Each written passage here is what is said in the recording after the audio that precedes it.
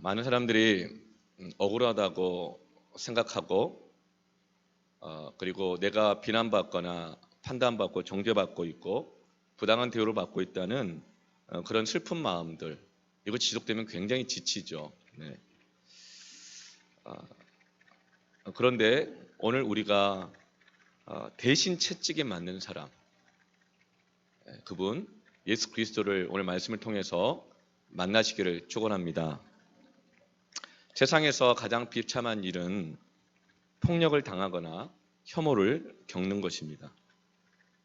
정말 더 안타까운 것은 사랑받아야 될 자녀가 그 부모에게 폭언을 계속 들으면서 자라거나 폭행을 당하거나 폭력적인 상황에서 부모의 보호를 전혀 받지 못하고 방치되면서 성장하는 것, 너무나도 비참한 일입니다. 그 자녀의 마음에는 폭력과 혐오로 인한 상처가 가득할 것입니다. 또 남편이나 아내가 마땅히 서로 사랑해야 되는데, 사랑의 언어를 나누어야 되는데, 서로 지켜주고 보호해줘야 되는데 서로에게 비난하고 그리고 폭언을 하고 혐오를 하고 폭행을 하는 경우, 너무나도 비참한 일이죠. 또 확실하지 않은 이 어떤 뉴스나 소식을 듣고 물증은 없으나 심정을 가지고 자신의 부정적인 판단을 신념하여서 어떤 사람을 비난하거나 왕따를 시키는 것은 정말 그것도 너무나도 비참한 일인 것이죠. 또 상대방이 함부로 할 수 없는 자신의 지위를 이용하여 그에게 함부로 말을 하거나 무례하게 말하고 행동하는 것, 때로는 무례한 요구를 하는 것, 이런 갑질들 역시도 폭력과 혐오의 결과물입니다. 이런 폭력과 혐오는 맞는 쪽이나 때리는 쪽이나 사실은 모두가 서로를 파괴시키는 가장 잔인하고 서로의 인격을 짓밟는 것이지요. 그런 폭력과 혐오 가운데 노출되면 그 어느 누구든지 자신의 가치를 잃어버리지 않을 사람은 아무도 없습니다. 오늘 본문을 보면 예수님께서 이와 같은 폭력과 혐오에 내던져 주신 것을 볼 수 있습니다. 로마 군인들의 손에 넘겨져서 채찍질을 당하고 얼굴에 침뱉침을 받고 그리고 조롱을 당하는 것을 보게 됩니다. 저는 오늘 이 말씀을 통해서 과연 이 폭력과 혐오가 가득한 이 세상 속에서 우리가 살아가고 있는데, 과연 오늘 이 예수님이 대신 채찍에 맞으셨다는 것, 조롱을 겪으셨다는 것이 오늘 이 시대에 우리에게 어떤 의미가 있는가? 과연 예수님이 대신 채찍에 맞음으로 우리가 나음을 입고 그가 징계를 받음으로 우리가 혐오를 당함으로 인해서 겪는 모든 고통이 평화로 바뀔 수 있을 것인가? 그럼 그 치유의 길을 발견하기를 축원합니다.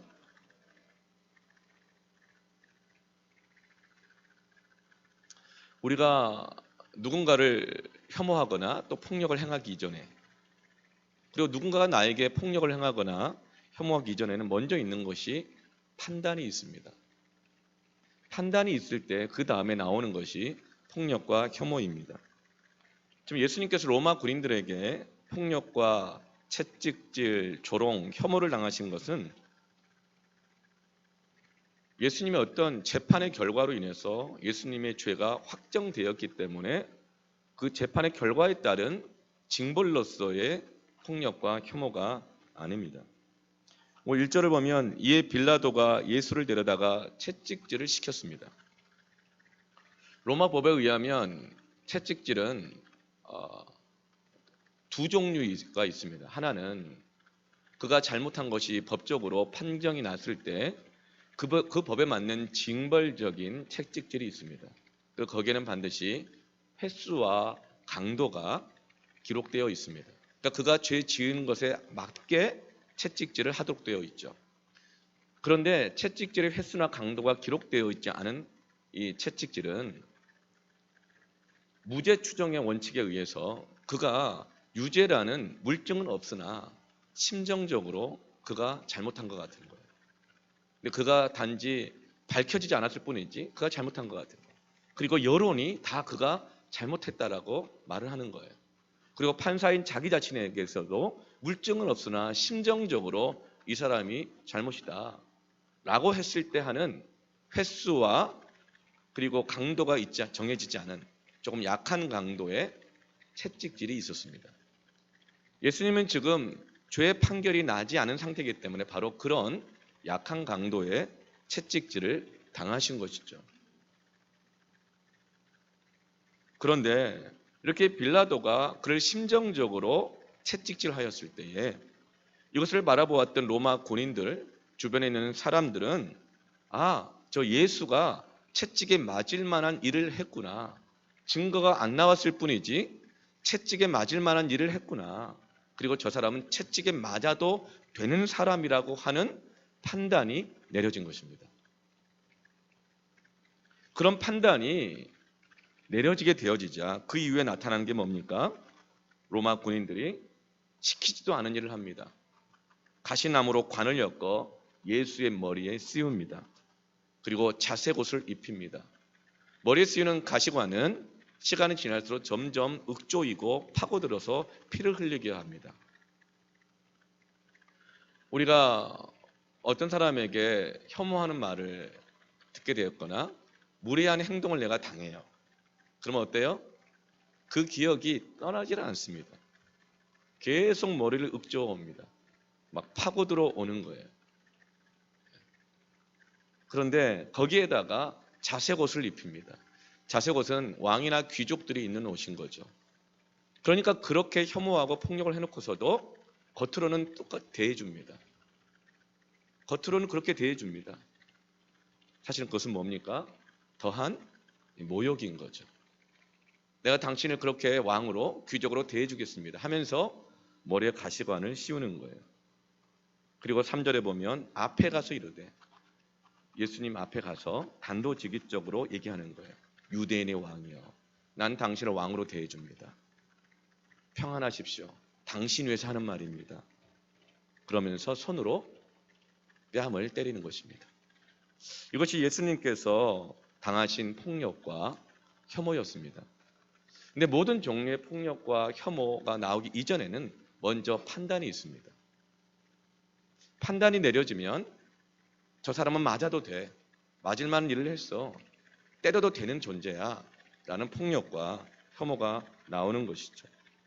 그러자 이제 그 모습을 본 군중들에게까지 폭력과 혐오가 퍼지면서 뭐라고 말합니까? 군중들이 그를 십자가에 못 박으라고 소리를 지르는 것입니다. 이것이 바로 폭력과 혐오가 점점 번지게 되어지는 과정입니다. 누군가 비난을 당하거나 매를 맞고 있을 때 우리는 때리는 자의 입장에 서든가 아니면 맞는 자의 입장에 서든지 둘 중에 하나의 입장에 반드시 서게 되어 있습니다. 때리는 자의 입장에 서게 되면 내가 그 때리는 자의 입장이면 그 사람을 향해서 더 많은 사람이 찾아오고 달려와서 때리고 물어뜯을수록 내가 더 옳다는 만족감이 내 안에 더 들게 됩니다. 그러면 그 사람은 때리는 자의 입장에 서 있는 것입니다. 그러나 매를 맞거나 비난을 당하는 그 사람이 자기의 친구이거나 가족이거나 내가 소중히 여기는 사람이라고 한다면 그 맞는 자의 입장에서 함께 그 고통을 느낄 것입니다. 그렇다면 그 사람은 맞는 자의 입장에 서 있는 것입니다. 사랑은 언제나 오래 참고라고 있습니다. 사랑의 특징은 본질은 오래 참는 데 있는데 사랑의 본질이야말로 고통이 수반된다는 것입니다. 좋기만 한 것, 그것은 사랑이 아니라는 거예요. 그러나 고통을 내가 함께 겪고 있다면 정말 그것이야말로 사랑의 증거인 것입니다. 사랑은 좋아하는 것보다 그가 고통을 당할 때에 그 고통을 같이 느끼는 데 있습니다. 저는 축구를 꽤 좋아해요. 그렇게만 잘하지는 못하지만 좋아합니다. 같이 함께하는 걸 좋아해요. 코로나 때문에 축구도 풋살도 못한 지 지금 너무 오래되었는데 축구를 같이 하다 보면 참 서로가 좋아져요. 축구 같이 할수록 좋아져요. 팀워크도 생기고요. 그런데 같은 팀, 같은 편 동료가 큰 실수를 해가지고 그 경기에서 져버릴 때가 있습니다. 그러면 그때 그 사람의 입장에 서서 그 실수를 함께 아파하고 안타까워한다면 정말 같은 한 편입니다. 같은 팀입니다. 그런데 오히려 내가 더 심판이 되어서 호각을 불고 너 옐로우 카드야. 같은 팀이지만 나 객관적이거든. 그러면서 너 옐로우 카드야. 한 번 더 그러면 너 레드 카드야.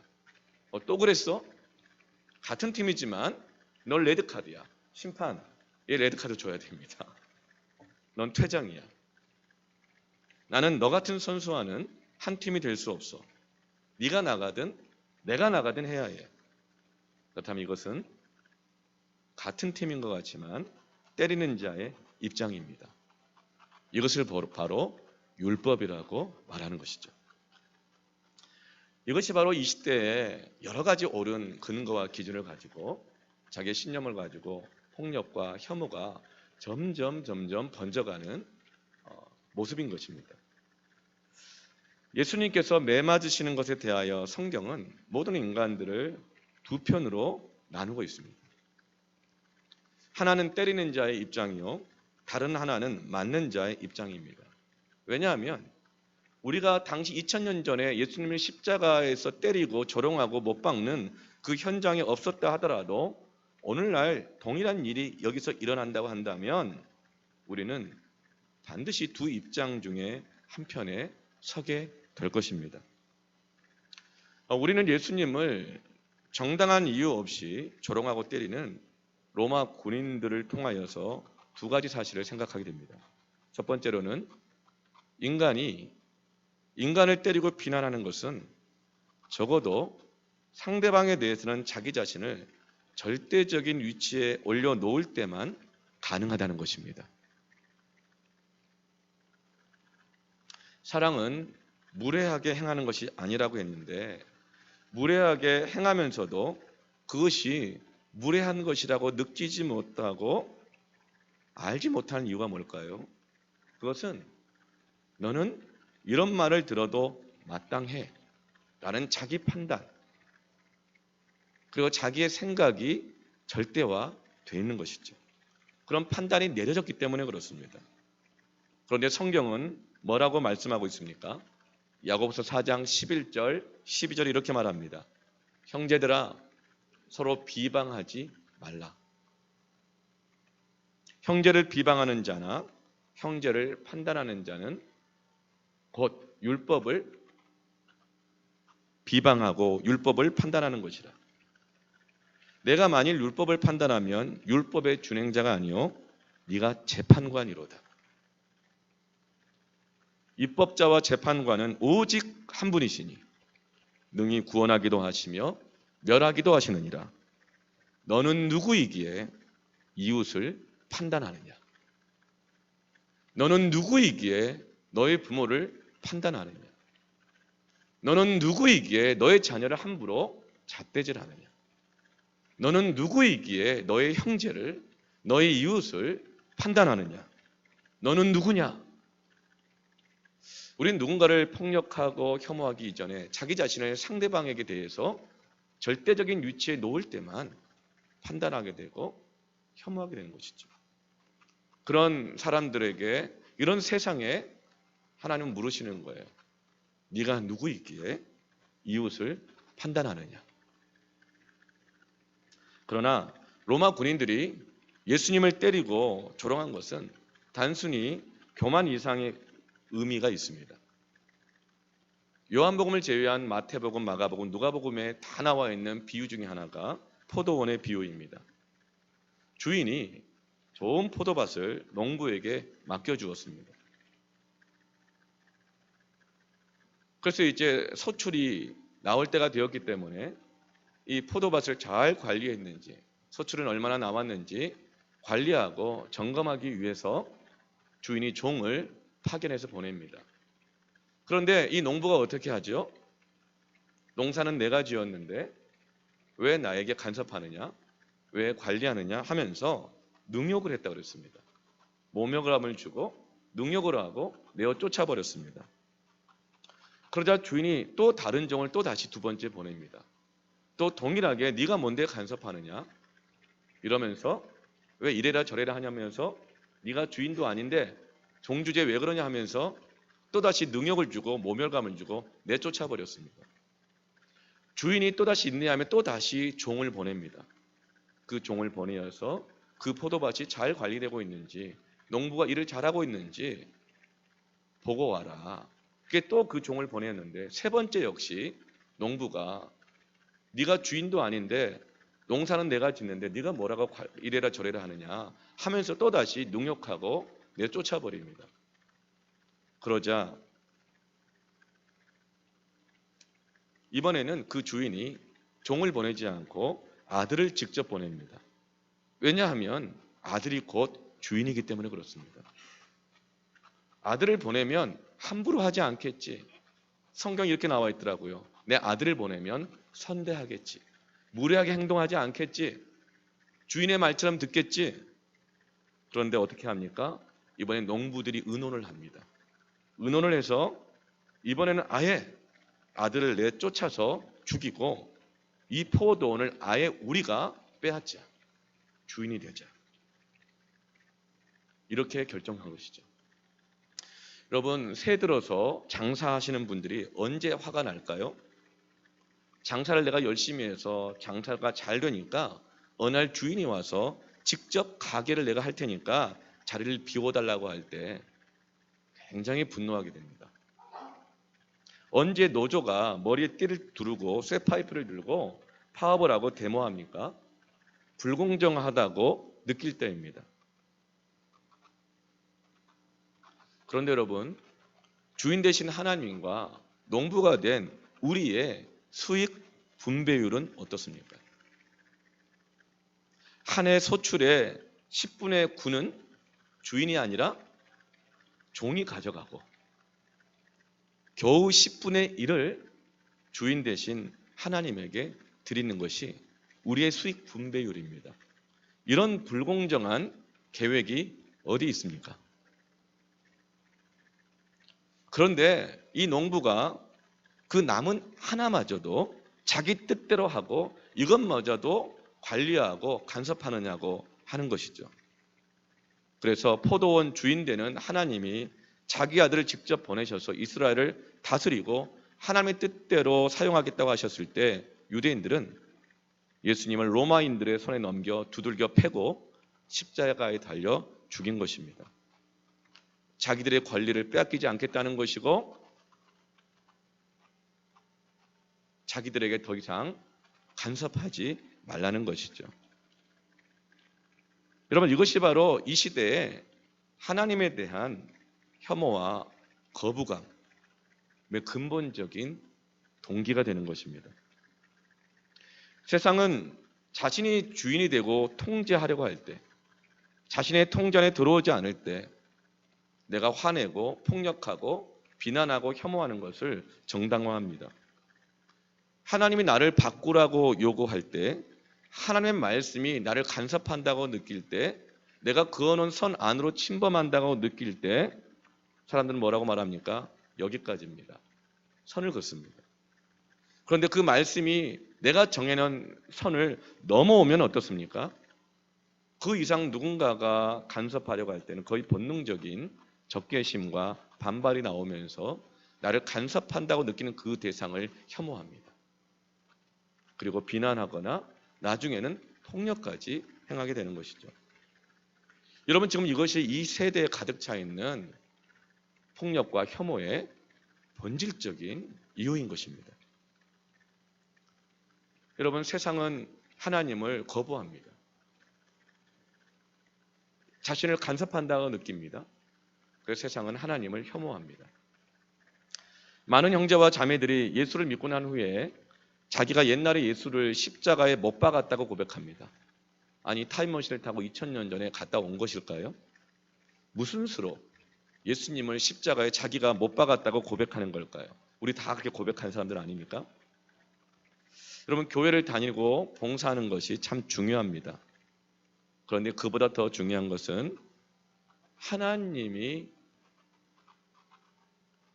나에게 보내신 그 아들 예수 그리스도의 말씀을 따르고 그 말씀이 날마다 나에게 요구하는 그 말씀이 나를 간섭하고 불편하게 하는 것 같다 할지라도 날마다 그 말씀의 간섭을 받는 것이 더 중요합니다. 늘 그 갈등이 있을 때가 있어요. 만약에 그러나 그렇지 않는다고 한다면 우리는 여전히 예수를 십자가에 못 박고 그리스도의 몸인 교회를, 성도를 비난하거나 혐오하면서 오늘날 동일하게 예수님을 십자가에 못 박는 그 입장에 서 있을 수 있다는 것을 기억해야 합니다. 여러분, 그렇다면 예수님께서 채찍질당하고 조롱당하신 것이 믿는 우리에게 어떤 의미가 있겠습니까? 이사야서 53장 5절에 그가 찔림은 우리의 허물을 인하며 그가 상함은 우리의 죄악 때문이다. 그가 징계를 받음으로 우리가 평화를 누리고 그가 채찍에 맞음으로 우리는 나음을 받았도다. 하나님은 예수님께서 채찍에 맞으시고 조롱당하신 것을 우리가 맞아야 할 것을 대신 맞으신 것이고 우리가 받아야 될 조롱을 대신 당하신 것이라고 말씀하십니다. 우리는 사실 조롱당하거나 비방당한다고 해도 어떻게 할 수 없는 죄인들입니다. 드러난 심정보다 내가 알고 있는 물증들이 훨씬 더 많이 가지고 있는 조롱받고 비난받아도 할 말 없는 죄인들입니다. 그래서 우리의 마음속에는 두려움이 있습니다. 그래 누군가가 이 사실을 알면 나를 조롱할 것 같고 폭로가 될 것 같습니다. 그래서 우리는 어떤 사람의 죄, 어떤 사람의 잘못 문제만 나오면 펄펄 뛰었지만 사실은 내 안에 똑같은 죄가 있고 더 심한 죄가 있을 수 있다는 것을 우리는 다 알고 있습니다. 누구보다 자신을 잘 알고 있습니다. 그래서 우리는 스스로에게도 실망하고 남을 그렇게 혐오하고 판단했다가도 또 정확하게 그것이 나를 또 재판관 되어서 나를 혐오하고 나에게 폭력을 주고 그 고통 가운데 있는 것이 우리의 어쩌면 지금 고통당하는 우리의 이 영적인 현실일 수 있습니다. 특별히 이러한 자기 혐오와 자기 폭력적인 이런 삶은 저 같은 목사나 사역자들 또 신앙이 좋으신 분들 헌신적인 분들에게 이런 자기 혐오적이고 폭력적인 고통이 많이 있고 또 동시에 다른 사람들을 혐오하거나 옳은 이야기라는 그 근거로 사람들에게 비난하거나 때로는 자녀들에게 일벌백계 폭력을 행하기도 합니다. 또 그러고 나서 또 그런 자신을 또 혐오하고 자기 자신에게 벌 주어야 하는 그런 고통의 굴레 속에서 살아가는 사람들은 저와 같은 사역자들이나 신앙이 좋으신 분들, 직분자들에게 오히려 더 많습니다. 그래서 그런 분들이 더 많은 아픔이 있고 더 고통스럽게 살아갑니다. 저는 그런 분들이 오늘 이 말씀을 통해서 자유함을 얻기를 바랍니다. 치유를 받기를 바랍니다. 특별히 말씀 한마디 한마디가 어쩌면 그렇게 좌우의 양날선 검과 같이 내 안에 그렇게 감춰져 있는 것까지 그렇게 혼과 관절을 골수를 폭폭 찔러대는지요. 내가 차라리 말씀에 대한 분별력이 없고 은혜를 사모하는 마음이 없으면 이 고통을 느끼지 않을 텐데 말씀이 들려질 때마다 너무나 찌르는 아픔들이 있습니다. 특별히 요즘 소선지서 말씀이 가는 곳마다 전해지잖아요. 새벽기도마다 스가랴서 말씀이 계속 전해집니다. 금영성 집회 때는 아모스 말씀이 전해집니다. 소선지서의 특징은 회개하라입니다. 그래야 다시금 회복된다는 거거든요. 이제 스가랴서가 끝나면 나홈이 나옵니다. 나홈서 소선지서 이거 역시 만만치 않습니다. 하나님의 말씀이 나를 간섭하고 나를 지적하고 하면 참 말씀 때문에 너무 힘이 듭니다.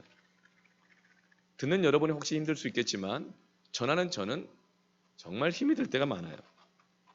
그 피크가 지난주였습니다. 새벽에 스가랴 말씀을 전하고 또 말씀을 전도사님, 목사님을 통해서 듣는데 스가랴 11장 말씀 속에서 참 목자를 거절한 이스라엘 백성들에게 내리는 하나님의 심판이 뭔가, 너희들이 참 목자를 거절했으니 못된 목자를 보내셔서 이스라엘을 치시겠다는 것이 하나님의 심판의 방법이었습니다.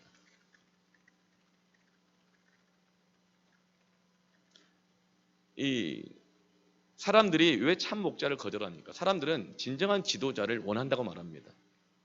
그러나 정말 말씀을 그대로 전하면 사람들이 불편해합니다. 정말 진정한 지도자를 만나면 사람들이 거절한다는 거예요. 그래서 예수님도 거절해버린 거예요. 혐오해버린 거예요. 오히려 비난해버렸어요. 그래서 진정한 지도자를 때로는 차갑고 기계적이고 어떤 강요하는 힘만 센 어떤 그런 뭐랄까요? 그 마징가 제트 같은 그런 지도자로 여깁니다. 그래서 저 지도자는 차가워, 힘만 세, 기계적이야, 사랑이 없어 하면서 그 마징가 제트를 거절했더니 하나님이 그 이스라엘을 심판하는 방식으로 그레이트 마징가를 보내셨다는 거예요. 이 말씀을 들으면서 한편 마음에 사이다 했어요. 그럼 그렇지. 그렇게 참 목자를 거절하면 더 못된 목자 만나지. 그 꼴 나지. 그런 마음 들면서 약간은 시원한 것 같았으나 그렇지가 않더라고요. 사람들은 그래요. 나를 불편하고 간섭하게 하는 것들을 거부합니다. 그래서 무섭고 싫으니까 사자를 피했어요. 아모스 말씀에 의하면 사자를 피했어요. 그랬더니 한 번 나를 후려치는 사자가 아니라 목 두껍고 끝까지 쫓아오는 지구력이 좋게 괴롭히는 곰을 만난다는 거예요. 그 사이에 있은 그 곰을 피해서 또 도망을 쳤더니 자기 집에 들어와 있는 뱀 같은 간교한 그런 사람에게 물려버린다는 것이죠.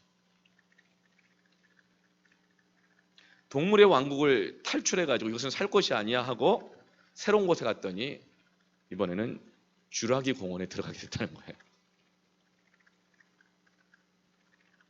그래서 제 마음속에 그렇지. 그렇게 참목자를 거절하면 이꼴 나지. 그런 마음이 또 있었으나 스가랴 11장 16절 말씀에 이 말씀이 있는 거예요. 보라 내가 한 목자를 이 땅에 일으키리니 그가 없어진 자를 마음에 두지 아니하며 흩어진 자를 찾지 아니하며 상한 자를 고치지 아니하며. 이게 못된 목자의 특징이라는 거예요. 그런데 이 말씀을 읽는데 이 말씀이 저를 너무 아프게 찌르는 거예요. 아프게 다가오는 거예요. 사실 너무 힘들어서 지난 주일에 여기 앉아서 일부 예배 때보다 설교하기 전에 찬양하는데 찬양이 안 나오고 이 말씀이 나를 너무 찌르는 거예요. 설교할 자신이 없는 거예요. 지난 코로나 기간 동안에 없어진 자, 흩어진 자, 상한 자가 있는 거예요. 그런데 못된 목자는 어때요? 없어진 자를 마음에 두지 않고 흩어진 자를 찾지 않고 상한 자를 고치지 않는데요. 이 말씀 읽는데 내가 못된 목자 같은 거예요. 지난 6개월 동안 애쓴다고 애썼지만 다 못 돌아봤어요. 왜 그럴까? 제 마음속에 어떤 경우는 판단이 내려져 있을 때가 있어요. 그러면서 제가 너무 못된 목자 같아서 마음이 괴롭고 힘들어서 찬양도 안 되고 기도도 안 되고 이런 못된 목자가 설교해도 되나요? 정말 도망가고 싶은 마음에 정말 주저하며 식은땀을 막 흘리고 있었어요. 네. 그런데 그때 하나님께서 저에게 들려주시는 음성이 이런 거였습니다. 나 목사야, 너 설교했잖아. 정죄하지도 말고 정죄에 당하지도 말라고. 나도 너를 정죄하지 않는다. 나는 네가 최선을 다한 것을 안다. 그런데 최선을 다해도 그것밖에 안 됐지? 그런 너 자신의 모습을, 그 수준을 인정하기가 어렵구나.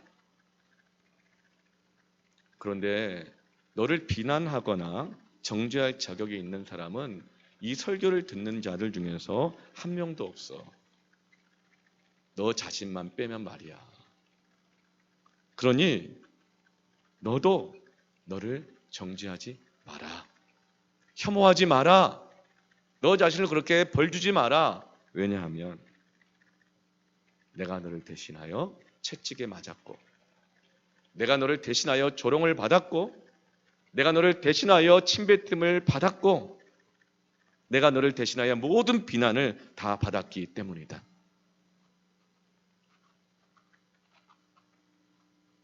십자가는 나에 대한 혐오, 형제들에 대한 혐오, 이웃에 대한 혐오, 그 모든 분노와 폭력을 유일하게 멈출 수 있는 하나님의 은혜입니다. 그 음성을 듣고 제가 겨우 힘을 차리고 하나님의 은혜를 의지하여 설교할 수 있었어요. 그러나 제 마음속에는 계속적인 그런 아픔이나 싸워나가는 영적 전쟁들이 계속 있는 거예요.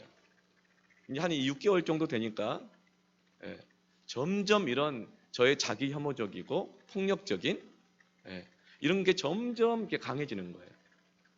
파마 세미나를 어제 토요일 이제 6주간의 수료를 마쳤습니다. 참 은혜 가운데 마쳤어요.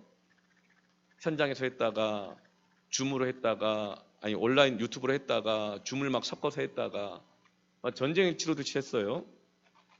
근데 여러분 그렇게 상황이 바뀔 때마다 대처해 나가는 저나 여러분도 힘들지만 사실은 강사로 오신 분들이 그 모든 상황에 자기 자신을 맞춰줬다는 거예요. 사실 여러분 그 굉장한 그 섬김입니다. 내가 어느 곳에 강사로 갔는데 상황 바뀌었다 이렇게 해달라 저렇게 해달라 계속 요구하면요 저 같으면 그렇게 안 갈 것 같아요. 근데 그래 다 맞춰주셨어요. 심지어 이분들은 정말 선교사적인 마인드를 갖고 하시기 때문에 사례도 안 받고 하십니다. 사례를 얘기를 안 하세요. 안 드린 것은 아니지만 얘기를 안 하세요. 우리 부흥회 때 오셨었죠? 그리고 재직 세미나 때 오셨었죠? 그리고 이번에 또 이렇게 왔습니다. 근데 어떤 경우는 사례를 드렸지만 어떤 경우는 사례를 드리지 못한 경우도 있어요. 그러나 또 다시 필요를 요청했을 때 와주신 거예요. 또 다 맞춰서 해주신 거예요. 너무 감사했어요. 많은 분들이 놀라운 은혜와 간증을 함께 하게 되었습니다. 함께 나누시면 좋겠어요. 그래서 제가 너무 감사해서 이번에는 사례를 드립니다. 근데 이 최순환 목사님과 사모님에게 다 끝나고 좀 이른 저녁을 대접하면서 여러 가지 마음을 함께 나누다가 정직하게 제 마음 안에 있는 여러 가지 어려움들을 함께 나누게 됐어요. 목사님, 제가 요즘 많이 힘들어요. 코로나 때문에 힘들고 뭐 이런 것보다도 제가 개척을 하면서 지금까지 6년 좀 넘게 왔는데 일이 힘들거나 이것보다는 제가 열심히 했는데 뭔가 비난을 받거나 또 열심히 했는데 내 스스로가 나를 판단하고 실망해서 그럴 때는 정말 설교하기가 힘들어요. 이런 어려움을 이렇게 나누었습니다. 그랬더니 본인이 협력 목사로 있는 그 교회 이야기를 해주시더라고요. 이분이 협력 목사로 있지만 또 그 교회에서 사례를 받지 않는 협력 목사로 있대요. 그것도 놀랐죠. 그런데 그 협력 목사님 교회 한 개교회가 또 하나가 있어요. 분당에 있는 모 교회에 또 협력 목사로 있는데 거기서는 사역비를 또 받으시는 것 같아요. 그런데 또 이 사모님과 자녀들은 사역비를 안 받는 이 교회를 또 봉사하고 섬기고 계세요. 좀 특별한 분들이십니다.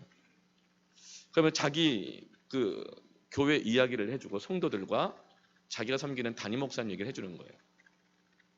서울 방배동에 있는 모 교회입니다. 그런데 이 교회는 강남에 있잖아요. 그래서 성도 대부분이 서울대라도 명문대 출신이고 많은 분들이 유학파 출신이래요. 강남 유학파와 강북 유학파는 좀 다릅니다. 이게 차별이나 혐오가 아니길 바라는데요. 강남 유학파는 유학 갔다 왔냐 안 갔다 왔냐가 아니라 어느 대학에 유학을 갔다 왔느냐 안 갔다 왔느냐 이 차이래요. 이거 완전 다른 거죠, 삶이. 그리고 성도들 가운데 교수들이 많고 박사, 의사, 대기업 임원들이 굉장히 많대요. 근데 그 가운데서도 정말 어렵고 가난한 분들도 있다고 합니다. 참 놀라운 게 그게 같이 공존할 수 있다는 게 참 놀라운 거죠. 그러니까 그 교회 안에는 아마도 이런 혐오라든가 판단이나 비교 이런 게 별로 좀 없는 것 같아요.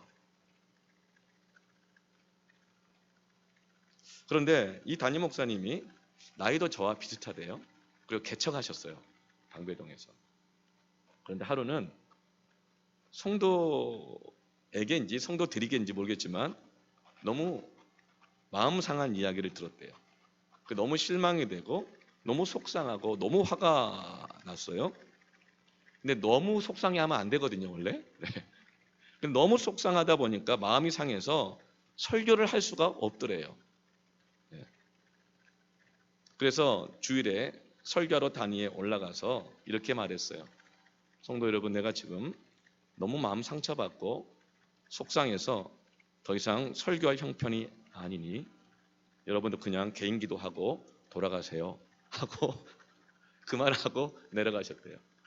집에 가신 것만이 아니고 그날 이탈리아 로마행 비행기 티켓을 끊으시고 이탈리아 로마로 스스로 안식년을 떠나셨답니다. 당의 허락도 없이 교회 허락도 없이 스스로 안식년을 떠나셨어요. 성도들이 얼마나 당황했겠어요? 근데 그것이 끝이 아니고 로마에서 편지가 왔습니다. 나 힘들어서 상처받아서 더 이상 목회할 수 없으니 교회를 그만두겠노라고. 여러분, 성도들이 어땠을까요?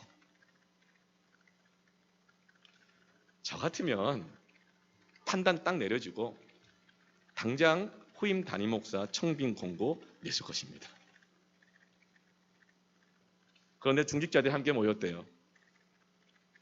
그리고 함께 기도하면서 로마로 간 목사님에게 서신을 보냈답니다. 전 목회 서신은 들어봤어도 성도가 쓴 서신은 처음 들어봤어요. 그 내용은 이래요. 목사님, 돌아오세요. 무엇이 그렇게 목사님을 속상하게 했어요? 무엇이 그렇게 목사님을 힘들게 했어요? 오셔서 말씀해 주세요. 왜 이러세요? 그런데 지금은 목사님 너무 힘이 드실 테니까 로마에서 쉬시면서 마음을 정리하시고 정리가 되시면 오세요. 교회는 저희가 잘 지키면서 기다리고 있겠습니다. 이런 편지를 써보냈대요. 저는 이 말을 듣고 있는데 이해가 안 되는 거예요. 아니, 마음 상했다고 가버리는 목사는 뭐며 그렇다고 편지에서 돌아오라고 기다리고 있는 성도는 또 뭔가? 더욱 놀라운 것은 이런 일이 한 번이 아니랍니다. 자주 있는 얘기고 지금도 그 교회 유튜브 설교 가면 이 내용이 그대로 다 나와 있어요. 목사님이 그렇게 말하고 내려가 버린 것부터 해서 그게 공개된 얘기예요. 지금도 그런데 근데 이 목사님은 ipse에 이는 바람에도 괴로워하시는 분이세요. 정말 말씀대로 살기로 원하세요. 그러다 보니까 그렇게 살지 못하는 성도들을 향해서 이렇게 막 세기도 하시는 거지. 그러다 보니까 마음 상한 성도가 또 속상한 얘기를 하는 거죠. 그러다 보니까 이게 교회냐 이게 성도냐 또 이런 내가 또 목사냐 이러면서 그만둬야겠다 하고 로마로 가버리는 거예요. 그래서 이런 일이 그 교회에서 자주 있답니다.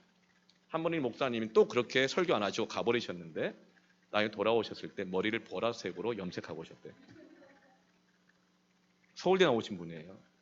지금도 알 만큼 알 수 있는 그 훌륭한 목사님이십니다. 왜 보라색 머리를 하셨냐면 젊은이들에게 선교를 하고 이 강남에 있는 젊은이들에게 베트남에 맞게 복음을 전하려면 자기가 그렇게 하고 싶지는 않지만 머리를 보라색으로 물들고 싶은데 그것 때문에 누가 뭐라 그랬나 봐요. 예. 제가 정확하지는 않지만 짐작컨대 그래서 그렇게 머리를 이렇게 염색한 뭐 이런 분이에요. 지금도 그런 일이 자주 있다고 한답니다. 그런데 저는 마음 상했다고 떠나는 성도, 그런데 그 성도를 붙잡고 기다리는 목사 이야기는 들었어도 상했다고 떠나버리는 목사, 붙잡고 기다리는 성도들 이야기는 들어본 적이 없어요. 저는 사실 이 이야기를 들으면서 어제 밥 먹을 때까지만 해도 계속 그런 생각이 들었어요. 그게 목사냐? 그게 목사냐? 판단이 딱 내려졌던 거예요. 그런데 오늘 어제 토요일 저녁부터 이 말씀을 다시 한번 준비하면서 하나님의 음성이 내 안에 들려오는 거예요. 그게 목사냐? 그게 교회냐? 너는 누구 이간데 판단하느냐? 성령님 말씀하셔요. 그가 참 목사인지 거짓 목사인지는 오직 하나님만 아시겠지만 그게 교회다. 그게 교회다. 이게 교회여야 한다. 왜 예수님이 왜 그럴까요? 왜 그게 정말 교회일까요? 판단은 하나님이 하시는 것이지만 목사든 성도든 그 허물과 그 죄를 예수님이 대신 다 담당하셨기 때문입니다. 이것이 혐오와 폭력을 이겨내는 유일한 치유의 길입니다. 폭력과 혐오를 멈추게 하는 유일한 능력입니다. 이것이 바로 은혜가 있는 교회인 것입니다. 십자가 외에는 폭력과 혐오로 상처난 세상을 치유할 길은 없습니다. 오늘 이 말씀을 대하면서 우리 안을 억누르고 있었던 무거운 짐들이 벗겨져야 하겠습니다.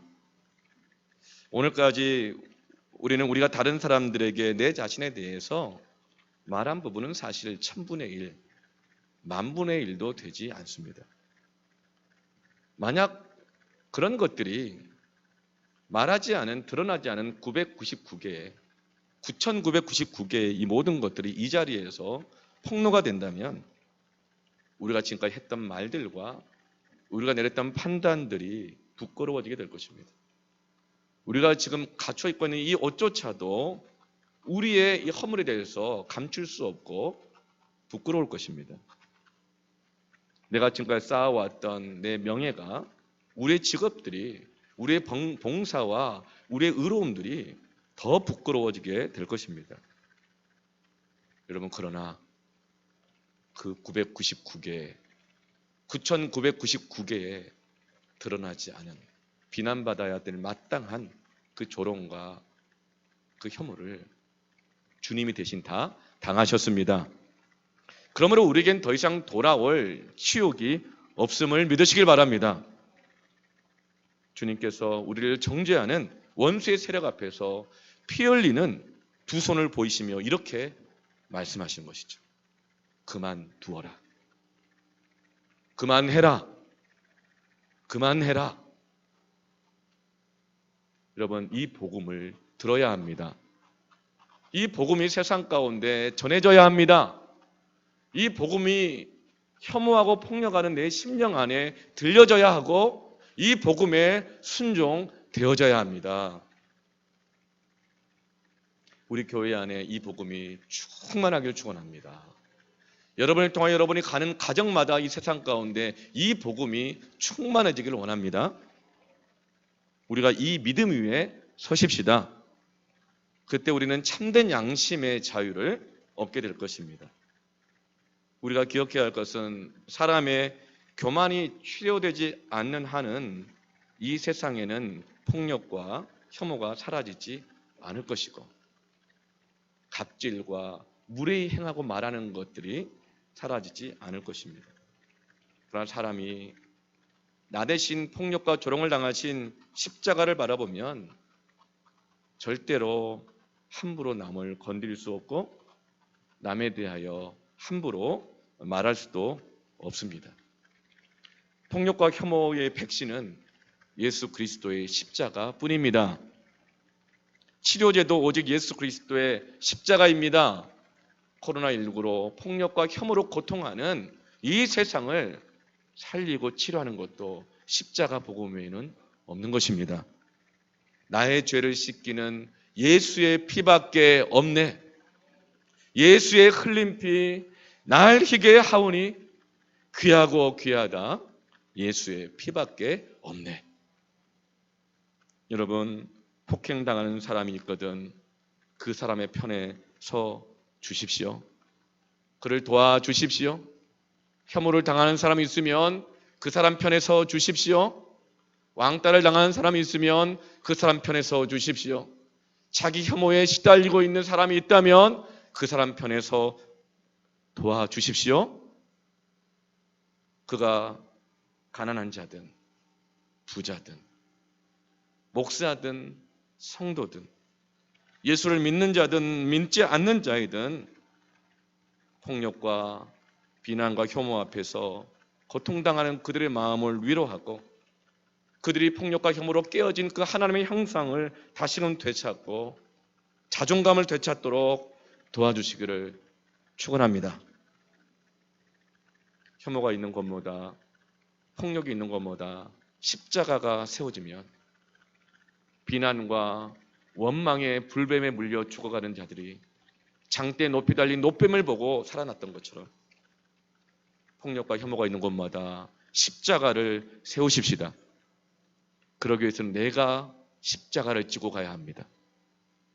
나의 판단을 부인하고 자기를 부인하고 내 십자가를 지고 가정에 십자가를 세우십시다. 내 십자가를 지고 세상 가운데 나아가서 그 십자가를 세우십시다. 그리고 말합시다. 예수님이 우리를 대신하여 대신 다 감당하셨으니 그만두라. 그만두라. 여러분, 오늘 대신 채찍에 맞으신 분, 내가 가장 억울한 것 같았지만 사실은 우리는 너무나도 불공정한 계약 가운데 셀 수 없는 은혜를 받은 자들이요. 예수님이 대신 채찍에 맞으셨다는 것을 깨닫게 되었습니다. 채찍에 대신 맞으신 분은 예수님이십니다. 그 주님만 바라보시기를 축원합니다. 함께 시험을 함께 찬양하면서 기도할 텐데요.